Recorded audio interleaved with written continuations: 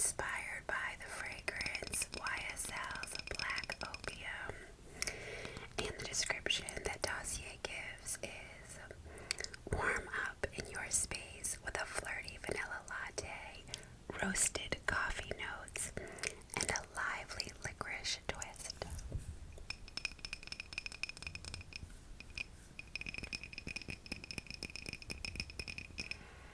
It is a beautiful, beautiful scent.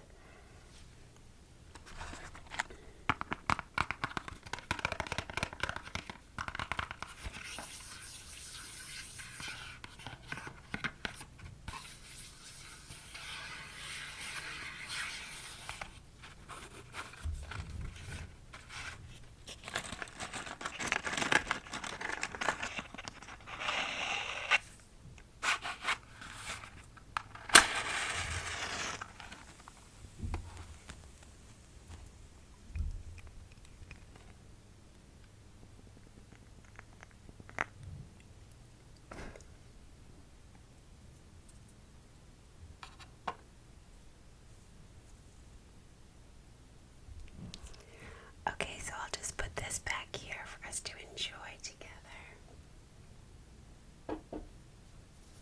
while we chat. Okay, so the first thing I'm going to share with you is a book. And I think I might have mentioned this in a previous video, but this was my most recent book club book. This is a new book club to me. It was our summer book club. So it's just myself, my sister-in-law, and another friend at the lake that were part of this book club. But since our lake is in Maine, we decided to read the book Main Characters by Hannah Ornstein. And I don't know if you can tell here, but I did bejewel the title and author on my book because we were on a big bejeweling kick this summer. So, kind of fun.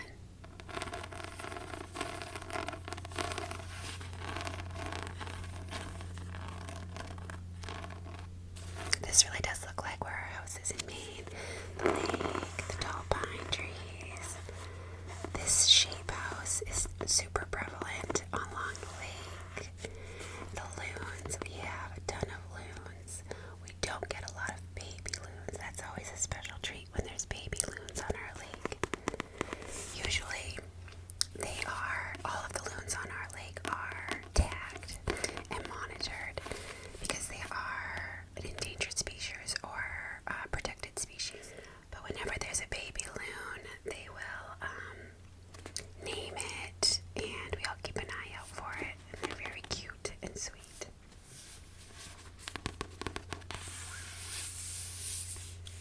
So I did not have super high hopes for this book actually because I didn't know anything about it.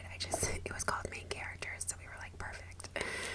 But it was actually really good. I really enjoyed it, and I think it would be a great read for like if you had a summer read or a beach read or a vacation or just any time if you wanted something kind of light. But also there was a little bit of depth to it, more than I expected. So let me read to you a little bit about this book from the back first. 30 years of family secrets, two sisters who have never met, one summer to unravel it all. Every summer, Vivian Levy and Lucy Webster spend a month with their father at his Maine lake house, Lucy in July, Vivian in August. Raised in New York City, Vivian is an ambitious sommelier, hiding a secret that could derail her future. Lucy grew up in a tiny New England town where she now teaches high school English, mourning her unraveling marriage and dreaming of a bigger life. They've never met. When their father suddenly dies, Vivian arrives at the lake to spread his ashes and sell his cabin, and is shocked to find Lucy there awaiting his return. In an ideal world, they'd help each other through their grief.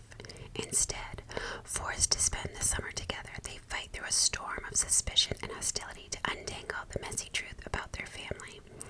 After 30 years apart, is it too late for them to be sisters?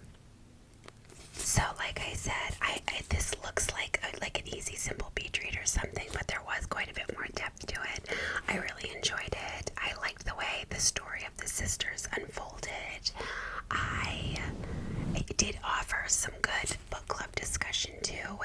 wasn't expecting. I think that the relationship between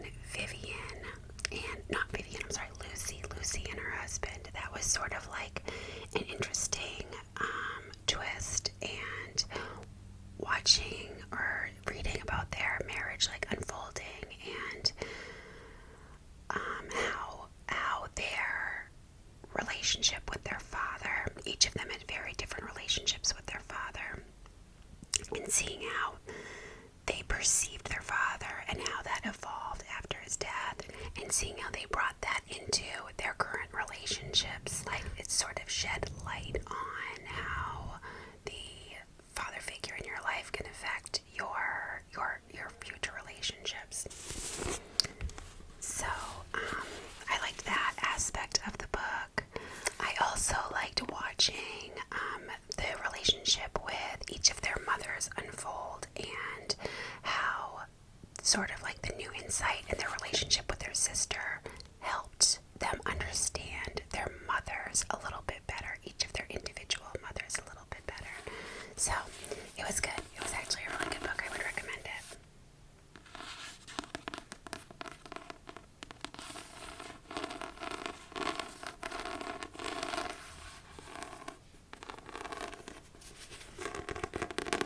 I did see on, I'm not sure where, maybe Pinterest or something, but some people bejewel the entire cover of their books, and it looks so pretty. I feel like this one would have been a little bit too detailed with all the different colors, but just doing the title and the author was kind of fun.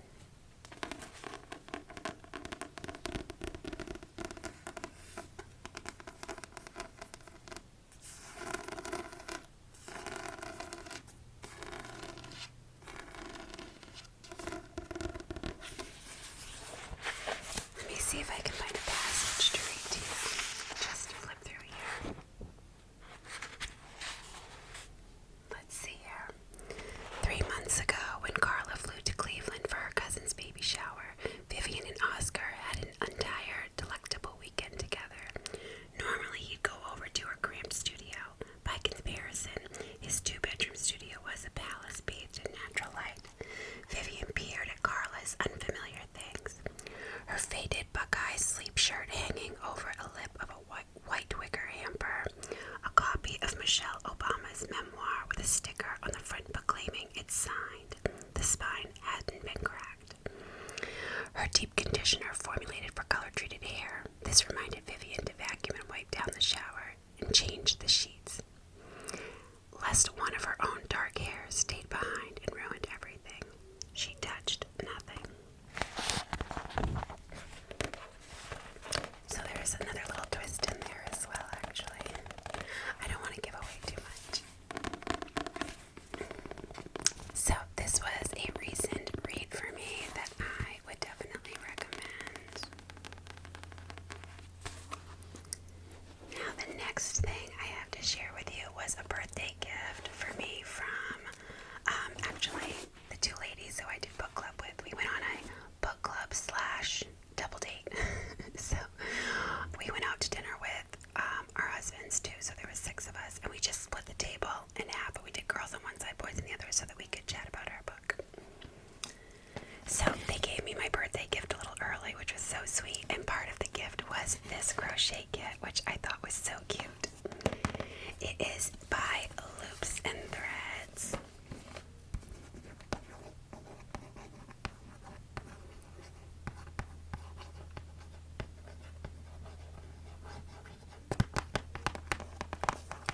Loops and Threads is a brand of like yarn and other craft kits I've seen.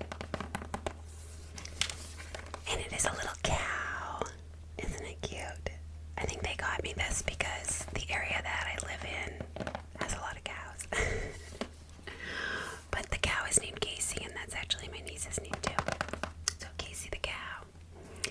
And let me read you a little bit about it. Inside the kit, it comes with 4 yarn colors: a white, a light brown, a darker brown, and a black. 2 plastic eyes, a crochet hook, a plastic needle, a bell,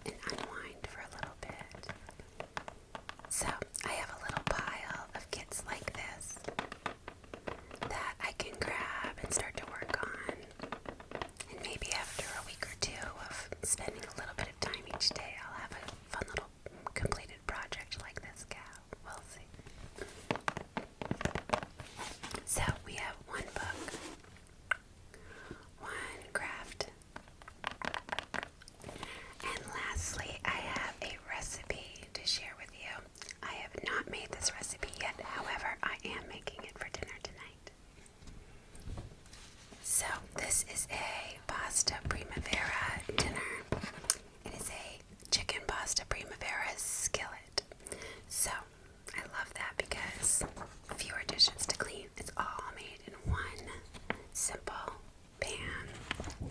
Let me show you a picture. I printed this recipe. This recipe is from foodiefiber.com. And it's not as vibrant and beautiful from my printer, but in the picture on our website, it's just gorgeous, full of veggies and beautiful colors, protein from the chicken, fiber from the pasta. So I'm very excited to make this recipe, and let me read to you a little bit about it. Ingredients that you'll need are 12 ounces of rotini pasta. I've actually been using the Bertolli protein pasta, and it's excellent. It does not taste, it tastes like regular pasta. It might even have a slightly firmer texture, which I enjoy. 2 pounds of skinless chicken breast, 2 tablespoons of olive oil. For the vegetables, 1 bell pepper, 1 zucchini, 1 cup of broccoli florets, 1 cup of cherry tomatoes, halved, and 2 garlic cloves. I actually don't have any cherry tomatoes, but I have everything else. I do have asparagus, so I wonder if I can just slice up some asparagus.